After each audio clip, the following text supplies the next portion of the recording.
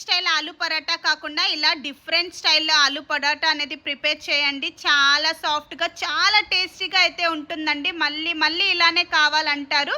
Process చూసే ముందు నా వీడియోకి అయితే లైక్ చేసుకోండి, అలానే నా ఛానల్ని అయితే సబ్స్క్రైబ్ చేసుకోండి. ఫస్ట్ ఆఫ్ ఆల్ ఒక 2 బాయిల్ పొటాటోస్ అయితే తీసుకోవాలన్నమాట.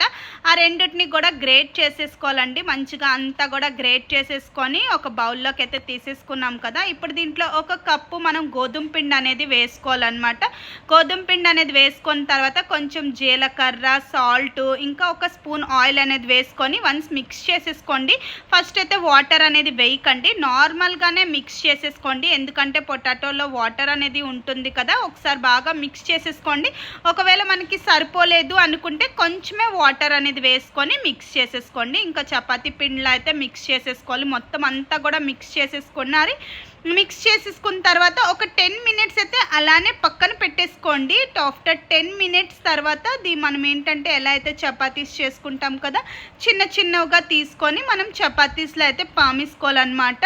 అన్నీ కూడా చపాతీస్ లాగా చేసుకొని ఒక ప్లేట్లోకి అయితే తీసేసుకోవాలండి మనం అన్నీ కూడాని. ఇప్పుడు చూసారా, నేను అన్నీ కూడా చపాతీస్లో అయితే చేసేసుకుంటున్నాను. అన్నీ కూడా చపాతీస్ లాగా చేసుకొని మనం ఒక ప్లేట్లో తీసేసుకుందాం. ఇంటిలోపల మనం ప్యాన్ అనేది వేడి చేసుకుందాం. ప్యాన్ హీట్ ఎక్కాక ప్యాన్ మీద ఏంటంటే మనం ఒక్కొక్క చపాతీ అనేది వేసుకున్న తర్వాత ఒక సైడ్ కాలిన తర్వాత టర్న్ చేసి ఇంకో వైపు కూడా కాల్చుకోవాలండి. 1 స్పూన్ ఆయిల్ అనేది వేసుకుంటే సరిపోతుంది. ఇటువైపు 1 స్పూను, ఇంకా టర్న్ చేసుకొని ఇంకో సైడ్ కూడా 1 స్పూన్ అనేది వేసుకుంటే మంచిగా మనకి కాలుతుందన్నమాట. పరాటాస్ అనేవి రెడీ అయిపోయిందండి, ఆలూ పరాటా. దీని కాంబినేషన్గా నేనైతే ఆనియన్ చట్నీ అనేది ప్రిపేర్ చేశాను. ఒకవేళ మీకు చట్నీ ప్రాసెస్ కూడా కావాలి అంటే కమెంట్ చేయండి. నెక్స్ట్ వీడియోలో అది కూడా నేను పోస్ట్ చేస్తాను. చాలా టేస్టీగా అయితే వచ్చిందండి. చిన్నపిల్లలు కానీ పెద్దవాళ్ళు కానీ చాలా ఇష్టంగా తింటారు.